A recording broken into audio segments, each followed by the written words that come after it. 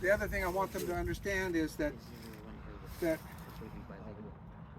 although they are well versed in the art of pruning because they go out and they prune every day, they may not be as may not know as much about the way that the plant grows that causes their pruning style to be successful. So tell them that. Ah, a pesar de que pasa mucho tiempo en la poda, ah, lo que les va a explicar es de por qué reacciona el árbol en la manera que lo hace. Okay.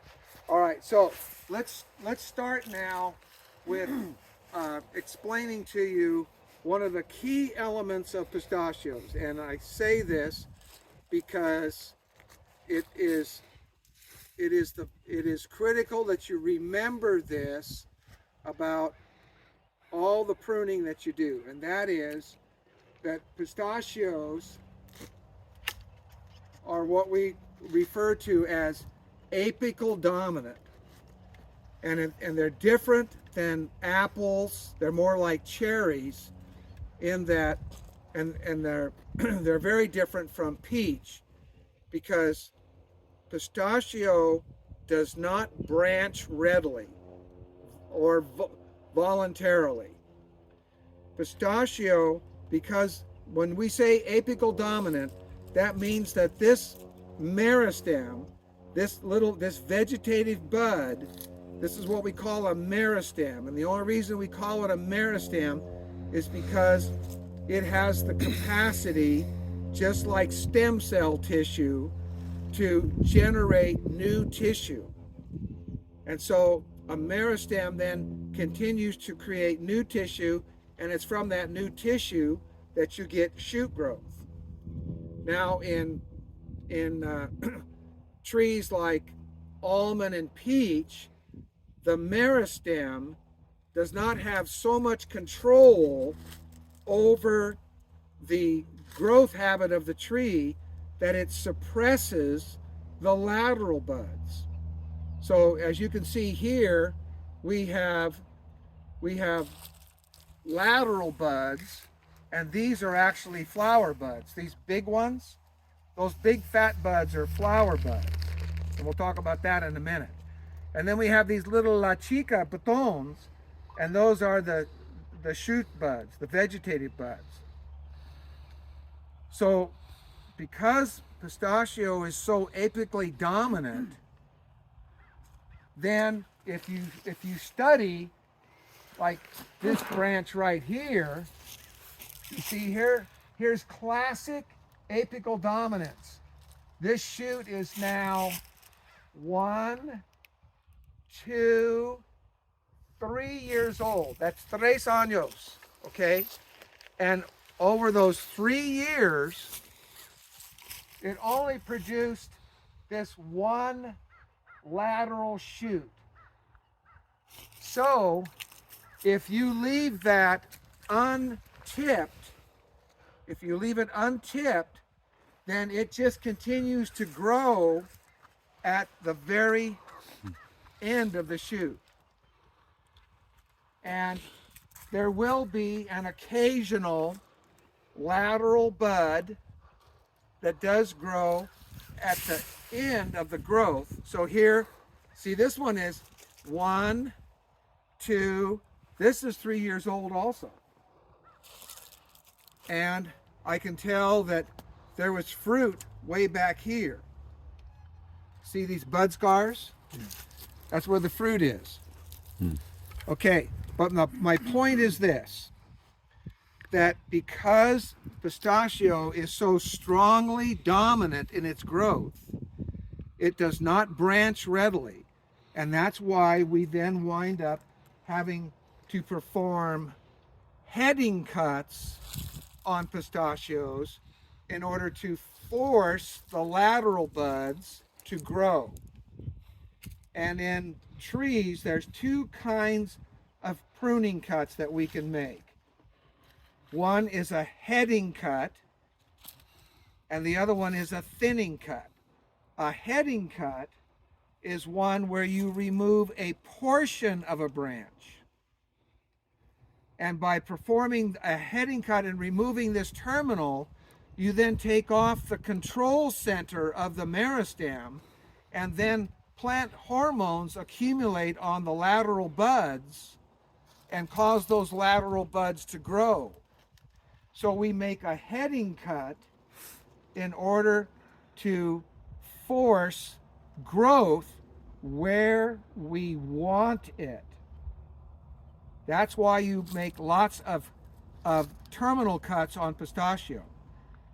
Then the other kind of cut that we make is called a thinning cut.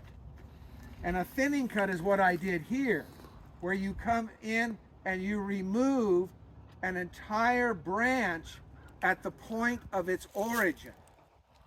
And a thinning cut is done primarily to make room for other branches when there's too many branches in one location. Now, when trees are young like this, we don't perform a lot of thinning cuts, especially when the trees have been nicely trained like these. But when I start pruning, and I'll describe why I made every cut so that you understand why I cut that branch. And you'll see quickly that the reason for cutting a branch, that one reason will apply to many branches. But there will then be some branches that I do something different to that will have a different reason, okay? But I want you to remember that pistachios are apically dominant, and in order to get them to branch where you want them to, you have to head the branch. Now, you may go to seminars and have them start talking. Dr. Lampin and Davis will talk about a no-prune pistachio tree. Well, a no-prune pistachio tree winds up having the growth character kind of like this male. Look right here. See, look at this branch. Here's a classic example of apical dominance, where it put out a little tiny shoot like this right here, and then from that shoot it grew, and it grew all the way up to here, and then it stopped, and then it grew again, and it stopped, and it grew again, and notice way up there it finally got headed. Where did the branches arise from? Where it got headed. But over here we have almost 3 foot of growth and only 1, 2, 3 little tiny shoots. If that were a peach tree, you'd have 15 shoots. So when you don't head pistachio trees on the girls will take on this same kind of growth habit, and when they do, then this tree, which you have allotted a given amount of space to. This orchard is planted on 16 or 17 by 19, okay? That means that every tree has a certain amount of square feet that it is intercepting light. And although you pruners may not think about this, but when you're pruning this tree in order to optimize the amount of light that gets converted into food. You guys are helping to grow food.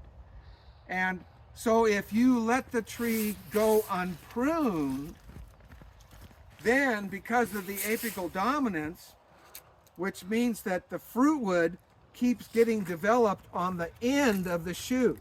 See, look at this one. There's no lateral buds. Finally, it grew this shoot this year, and it produced 1, 2, 3, 4, 5, 6 flower buds, 7, 8 flower buds on this one little shoot. But they're all at the end of the shoot. So if you don't prune, and this fruiting unit is now way out here, then the tree is growing beyond the space that you have allotted, you have assigned it, and the harvesting machine can't catch the fruit because it's not wide enough to harvest all the fruit. So that is why with pistachios, we traditionally prune them so hard when they're babies. And you can see here that this tree grew up, and this tree, when it was a baby, it got headed here and here and here. It got headed there, but it didn't divide. Notice here we had good division, and here we had good division, meaning good branching. And those cuts were made only 18 inches long, which is a severe pruning. But if you prune those primaries and secondary branches too long, then these main structural branches, they then lay out too much. So the angle of these branches is too open. And when you have too open a branch on the what we call the primary branch, and then here's primary branches, here are secondary branches, and here are tertiary or third stage branches. So when these are cut too long, the tree tends to be open here, and that only gets worse over the age of the orchard. The branches then just keep getting wider and wider and wider, so that when you have a young orchard that has been improperly trained at the beginning, you then have canopy that's now too wide and too flat. You can't harvest it, and so you then have to either come in and severely prune the tree back, or you have to call up the hedging machine and have the hedging machine do it. But when you do that, you oftentimes cut off more flower buds than you want. Now there's another aspect about pistachio that I learned that I'm going to share with you, and it is unique. Pistachios have the ability to compensate for flower buds that are pruned off. All other trees, when you cut off flower buds, you have a direct reduction in yield. You prune an almond tree, you prune a walnut tree, you prune a cherry tree, a peach tree, you reduce crop load. But pistachios, with these little buds, when you guys are out, are you guys ever out in the pistachios during the springtime? Are you in the spring? Okay, so these flower buds, they grow a little pine cone.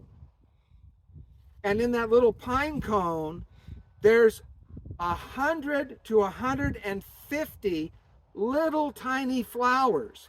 And every one of those has the potential to be pollinated from the boy. It's called a compound inflorescence. Now, the reason I'm teaching you about this is because that inflorescence has the capacity to set more nuts per cluster, because you know that it starts off like a little pine cone, and then later on it looks like a cluster of grapes, doesn't it? Mm-hmm. Well, that cluster of grapes has the capacity for increasing the number of nuts set per cluster to compensate for the number of buds that we removed. And way back now, gosh, 30 years ago, I pruned pistachio trees where I removed 50% of the flower buds and compared them to lightly pruned, what we call untreated trees. And even no, I didn't have unpruned trees because that wasn't, nobody would not prune a tree. Okay, the point is, the trees where I removed half immediate of the petons had the same yield as the trees that were lightly hand pruned. That's right, because the buds compensated by increasing the number of nuts set per cluster. Right? I was going to have Fernando, can you translate that to these guys because they may not understand that last part? The last part. Entonces está explicando un experimento que hizo donde removió la mitad de los botones, ¿no? La mitad de los botones completamente de estos. Y el experimento le indicó entonces que el árbol tenía el potencial de regular el número de florecitas que cada botón da.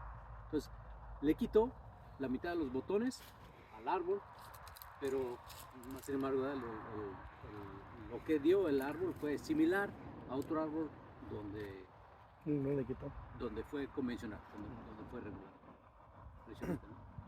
So, okay, so that does not mean, and we want to tell them this too, that does not mean that we just come out and prune the crap out of the trees. But I want them, instead, what we do is we look for mucho la chica petons in la árbol, okay? And when we, okay, now look, see, este rama, la chica rama, is no fruta. ¿Qué pasa? Because este rama is muy, what's thin? Delgada. Muy delgada.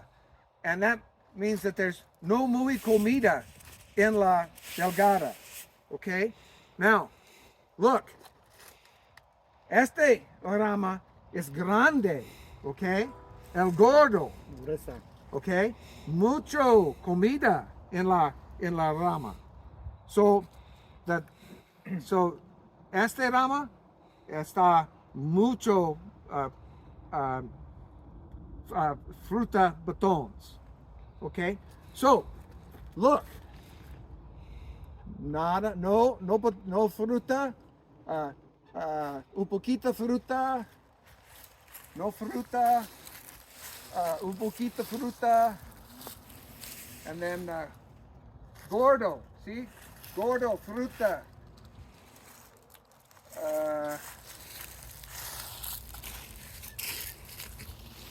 Un poquito gorda, fruta.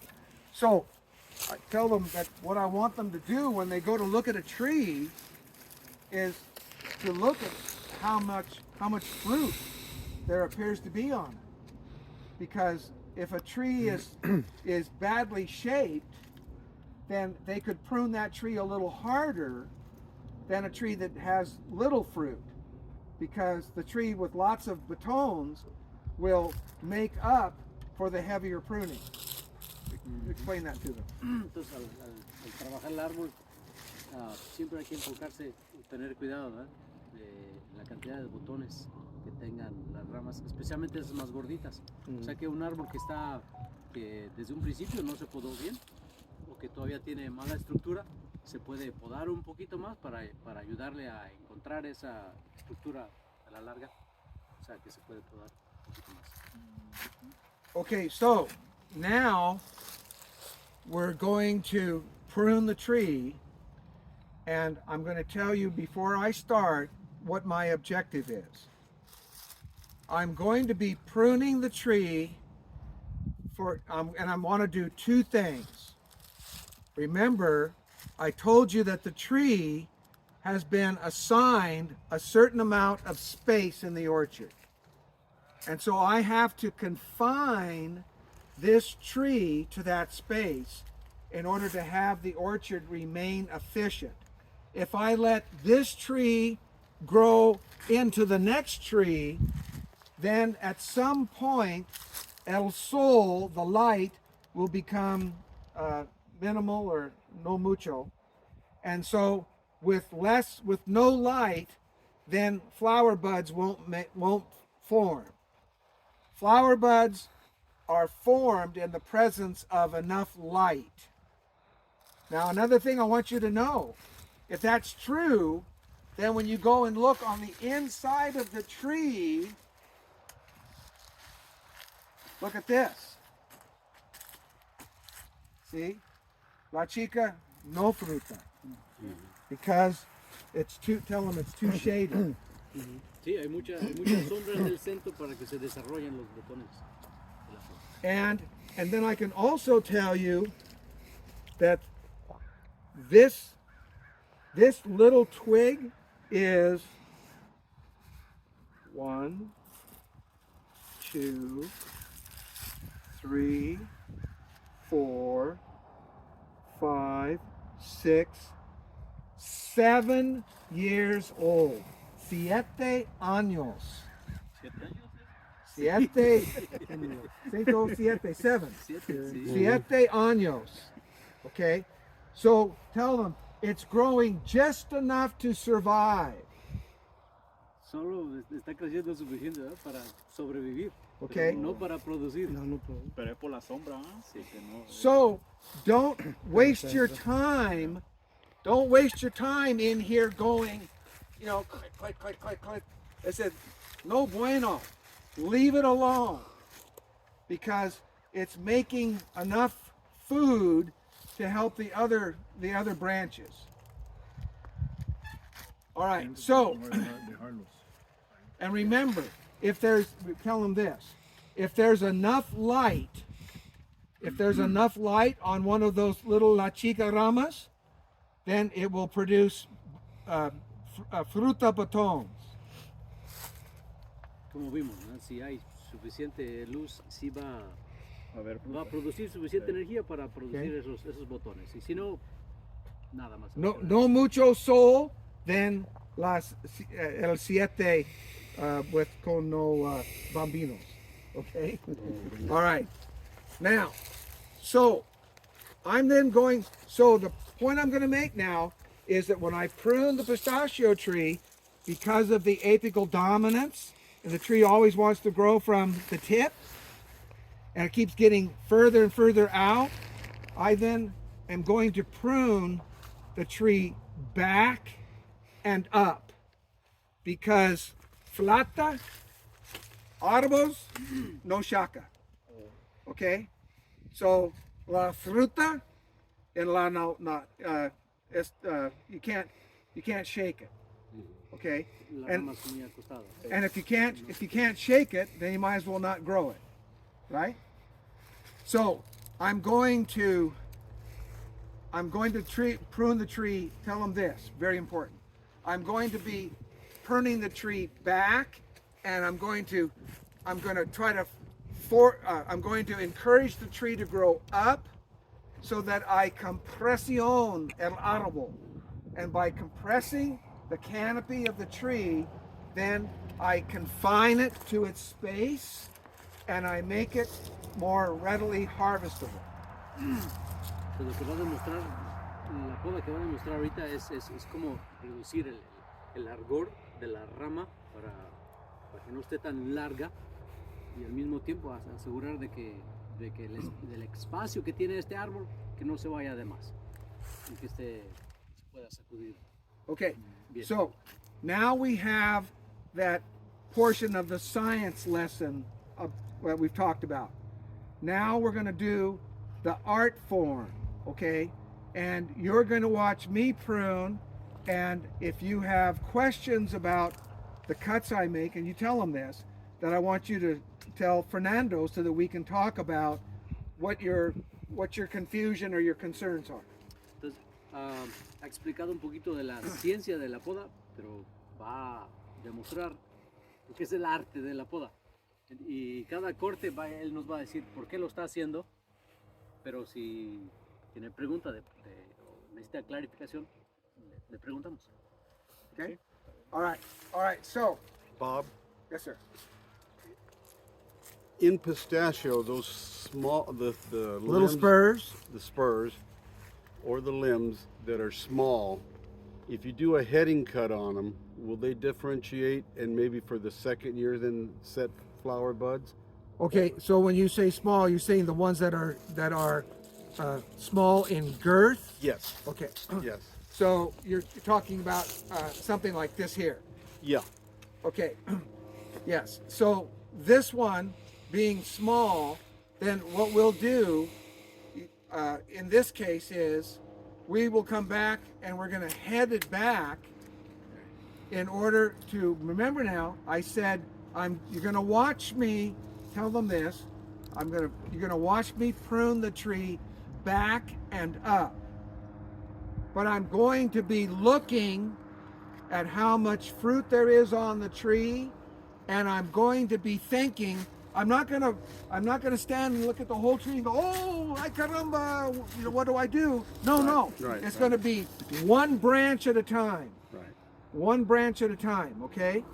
So in this case, so in answer to your question, for your first name again was Joe. Joe. Yes. Okay, Joe. In answer to your question, you could come back and head a weak, a thin branch. Correct. But look at this, Joe. Uh-huh. Okay, now I'm going to show you this. Here's the danger in pistachios. Okay, so I cut that in half. Okay, so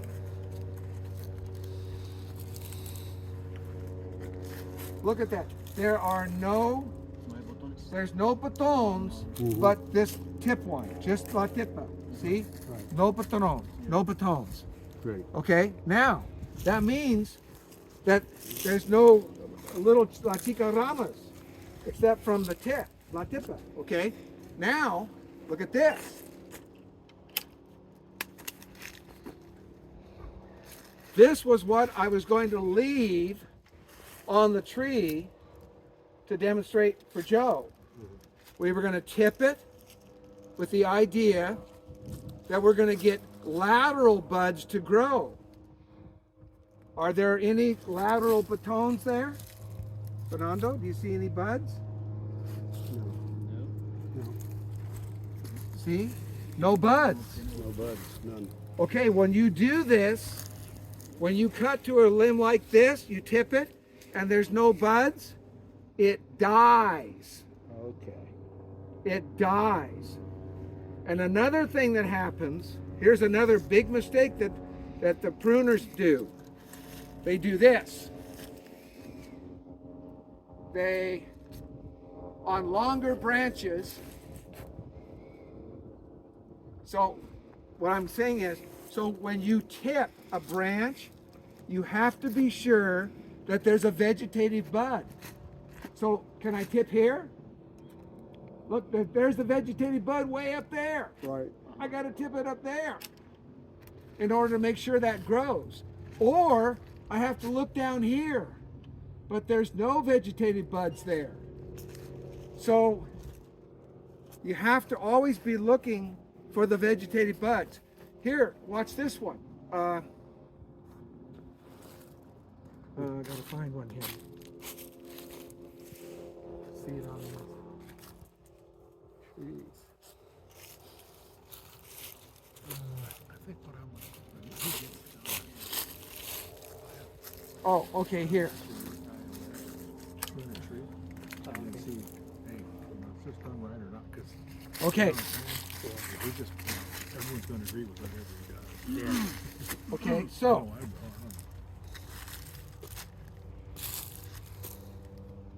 if I cut this branch, first, what kind of buds are these? Floral. Perfecto, perfecto. Okay. So if I cut la tipa, corta aquí, what happens to these buds? They will grow, but it will affect the fruit set. You rock, man. Exactly. Right. So these will grow and they'll set mucho nuez, but they are empty. They're blanks because they don't have the leaves to feed la chicas.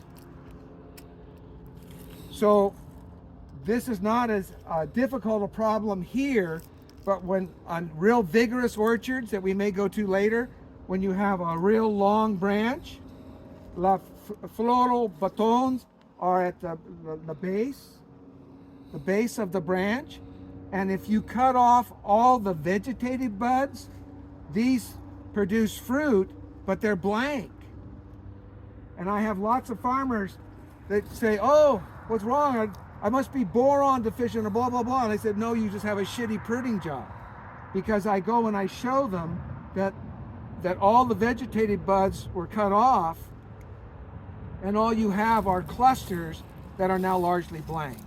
So you always have to leave a vegetative bud at the tip. And when they're short like this, it's no problem. But when they're real long, you need to leave 2 or 3 vegetative buds at the tip. Can you explain that in Spanish? Yeah. Nos dijo, ¿verdad? Con esas ramitas que tienen los botones, esos panzoncitos de flor, si hacemos el corte aquí, vamos a terminar con el racimo de fruta que no llena. Sí se desarrolla, pero no llena. Entonces, al hacer un corte así, recomienda asegurar que tengamos 1 o 2 botones de esos botones chiquitos que van a dar rama, no de flor. Pues arriba de este. We've seen that, Fernando, Mhm. where they've tipped that, and you have a huge cluster, and you think, "Oh man, looks like a great crop out here," and then you grab that cluster, and it's all blanks. Yeah. Big nut, big shell, but no nut. I thought it was no pollination. No. And it's not that. Yeah, no, as soon as you take that, you take another interesting part about trees. Remember I told you when you go to start pruning, you look at the whole tree and go, "Ay, caramba." No. This, I want you to think of this right here. This is a little tree. Why? Because it has leaves and it has vegetative shoots here and it has fruit and it has food. And the tree does not know what these are doing over there. The tree, this branch is taking care of itself. This is one little la casa with la familia, okay? So what you do to this one doesn't have a big effect on the rest of the trees. That's why when we do, it's very mucho dinero now for hand, what's hand? Mano cotas, but we like to tell them that with hand pruning, we have the ability to distribute the cuts all over the tree so that we have more uniform stimulation of the tree than with a machine that localizes the cuts. Tell them that. Está comparando los beneficios que tiene una poda con una máquina al hacerlo a mano. Al hacerlo a mano se distribuye bien los cortes, se distingue más dónde están esos botones de flor y de ramita que hacerlo así a la siega. Okay, now, Fernando, are the boys familiar with bolting trees? Have you ever bolted trees before? I don't even know what that Okay. All right. Our trees are not old enough yet. Yeah, but this tree here needs to be bolted now. is. Oh! So it doesn't split. Ah, So it doesn't okay. split. Oh, got it. Yeah. Ah. So you can go over to Lance's and see how he did it. What are you gonna do? You use 3/8 inch rod stock with big fender washers, and you take an auger bit with an electric through it? drill, and you drill through the tree, and you slide the 3/8 rod stock through with big fender washers, and you tighten it up and help support that tree. It's either that or then start tying the tree, and to tie the trees now with 3/8 black trucker rope. You're talking $10 a tree. So you're going to go broke doing it. So traditionally we bolt trees like that. Well, is there a way you just right down the middle and won't hurt anything? Well, here, for example, you're gonna bolt it right through there Right. because this is a bad crotch, and as soon as these trees get real heavy, that could split out. And not every tree needs to be bolted, but you can see like just behind Fernando there. See that one there, one right there. That one probably might need to be bolted. But if I'm going to bolt this one, see, I'm going to bolt it up through here. Bolting down through here is going to do you no good. Right. So I might even bolt this one like through here to get leverage. You guys are farmers. You can figure out that, you know, if you're going to hold something up, you can't hold it together pushing it down here. You got to get up higher in order to hold it. When's the time of year that you do that? You could do it now, all winter. Okay, so, all right, now I'm supposed to prune, show you the art. All right, so you're actually going to find, because I've been looking at this tree, that I'm not going to prune this tree very much. Why? Why am I not going to prune this tree very much? You don't have a lot of Not a lot of growth. Not a lot to prune to. And I remember I told you I'm going to prune in order to confine the tree to the space, right? Well, is that tree out of its space? No. So I'm only going to be doing some minor pruning to push the tree back and up. So, I got a question. yes, sir. When we were growing the trees, our consultant guy said to just really push the nitrogen on there because he said that we aren't getting enough growth. So, you know, we gave it like, I forget, we gave it like 200 units or whatever you're supposed to Okay. give it. But he said it wasn't enough, we should have pushed it more. What do you say about something? Well, Ray, this is why I'm in love with these, well, I love horticulture, but pistachio trees especially, because from what I see in Northern California, at least in this Davis area, Davis, Winters, Woodland, whatever, YOLO, that the trees are not growing as vigorously or as fuerte as they are in the San Joaquin Valley. And I think part of that has to do with your colder nights. You don't have quite the heat units that we have in the valley. And unlike us, if you put a bag of potato chips in front of me every day, I'll keep eating the potato chips and then I'll have a big grande, okay? But the tree eats only what it wants, what it needs. So if it says, I need a handful of potato chips, it takes a handful and leaves the rest of the bag until later. And that is called another key element. Uptake is driven by demand, not by desire, by demand. So I could load this orchard up with 500 pounds of nitrogen, and the tissue levels would come up to about, at most, maybe 4% of nitrogen in the leaves, and that's it.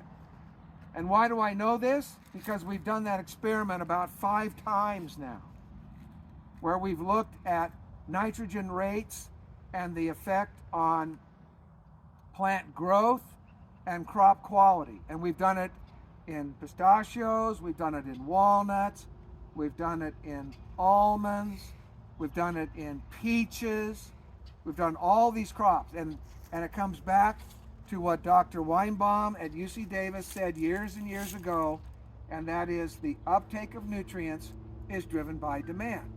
Now, if the tree is deficient and you have lots of an element in the soil, well, what's the tree going to do? It's going to take the nutrient up. But it won't just, it's not a luxurious user. Comprende? Okay. What you're saying is You can't force feed it. because of heat units and basically It's things Tim. out of our Was it control. Tim? Nick, Nick. things out of our control. We can't. Nick, the tree is smarter than we are. Force them to yield by putting a bunch The of tree is smarter than we are. I don't, again, if God help me, I hope I get to heaven, because I'm going to be first in line asking all these questions. He's going to be, oh, get out of here, man. You're driving me crazy. Because there's so many things. Like I told you when we first showed up, and to the doctor here, I said, the longer I'm in this game, the dumber I get. It's because, why is that? Because just like a physician, I'm now asking hopefully better questions. My questions are more difficult questions. And oftentimes there's not answers to those questions. But the tree has the capacity to uptake a certain amount of elements, and it's driven by demand. So going back to Ray's point about, oh yeah, we got to push these trees. Well, this is why we use tissue analysis. Tissue analysis is just like taking a blood sample. They say, okay, what's your cholesterol and you know, what's your white blood cell count and what's your PCA test and all that kind of crap. Okay, that's the tissue levels are the great integrator. It's telling you what the tree has absorbed from the soil and and how that equates to whether or not the tree is adequately supplied or not. How often should you take tissue samples? Well, Ray, there's a big push right now to take samples in May, and it doesn't hurt to take a sample in May, and I'll tell you why. But you don't get all whacked out about the May samples because the nitrogen, potassium, and boron are probably the ones, and maybe phosphorus, but NP and boron are the ones that you really, NK, but yeah, NK and boron are the ones you want to pay attention to. And you have to understand that the May levels are going to be different than the August levels, because in May, nitrogen starts off high and is going down. Boron starts low and is going up. And K tends to start high and come down. So the reason why I'm asking is I want to be able to know when Exactly. to take the test so that we can do something to affect it. I don't Exactly. want to take the test and then have it be too Exactly late to do right. anything. So And- May is about the time. So you should see, take the first- Ray is an experienced farmer because he's asking the right question. Hey, I want to be ready. Why does he say that? Because one thing I haven't taught you about yet is that pistachios grow in 3 important stages. We talk about stage 1, which is bud break to shell hardening. That's about, in your area, that's about the 5th of April to about the 5th of June. That's when the shell fertilization occurs and the shell is growing. Now, I'm going to ask you guys another question. What makes pistachios completely different than almonds and walnuts? What makes them completely different, unique? Fernando, do you know? We have the development of the shell first, and then the. Are you a Davis graduate? Woo! You guy rocking, man. In all the other crops, the little nut grows simultaneously with the shell. In pistachios, the shell develops first, and then the kernel fills in stage 3. You go to stage 1, and then from stage 1 to stage 2 is what we kind of call a rest period, where the shell is still hardening, but the little baby kernel isn't starting to grow yet.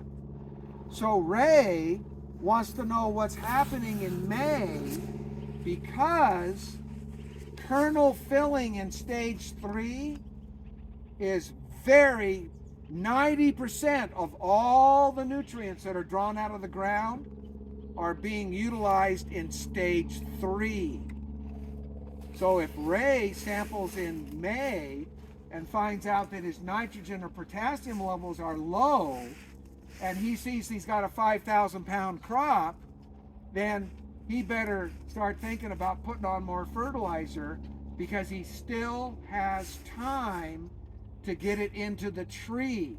Why? Because I told you, uptake is driven by demand. It's just like having your foot on the diesel truck that you're trying to climb the hill. And you start going up the hill and the demand is now, okay, what do? Do you let off the throttle? No, you punch that sucker and the turbo kicks in, okay? That's the same thing with pistachios. You put the nutrients in the ground during that period, and because the tree is under demand, it then utilizes the fertilizer that you applied. So going back to Ray's original question about, yeah, we want to push the crap out of these trees and make them more vigorous, I agree with the PCA that, at least standing here, the trees were a little weak, but see there, we can go prune some of those. You've got some pretty good whips in those trees. But if you're running around 3% nitrogen in the tissues at the start of you not only a May sample, but you have to sample in August. You have to sample in August, and every fall, Ray, you should be taking a tissue sample, because when I look at these trees, the other question I ask, well, what's the boron level? Is this high boron ground here like it is over in Cape A? It's low over here. Yeah, so here, you may be low in boron, and these trees in August, they should have at least 250 parts, well, at least 200 parts per million in the tissue. And the soil, in order to get that, the soil's got to be up around 1.5 ppm. And getting soil, depending on whether it's acidic or not, this ground's probably neutral, isn't it? pH of 7. So boron fertilization is a little tricky, and that's a whole nother subject. But I'm just looking at these trees and wondering whether or not they've got enough boron. And like I said, if you have a soil sample or tissues, I'll be happy to look at them. But I'm looking for 1.5 ppm in the soil, or at least 1 ppm in the soil. And I want tissues that are no lower than maybe 120 ppm in the tissue in August, because boron is cumulative. Now, when you take the sample in May, you're going to call me up and say, hey, Bob, I'm in trouble. I've got boron levels that are 35 parts per million.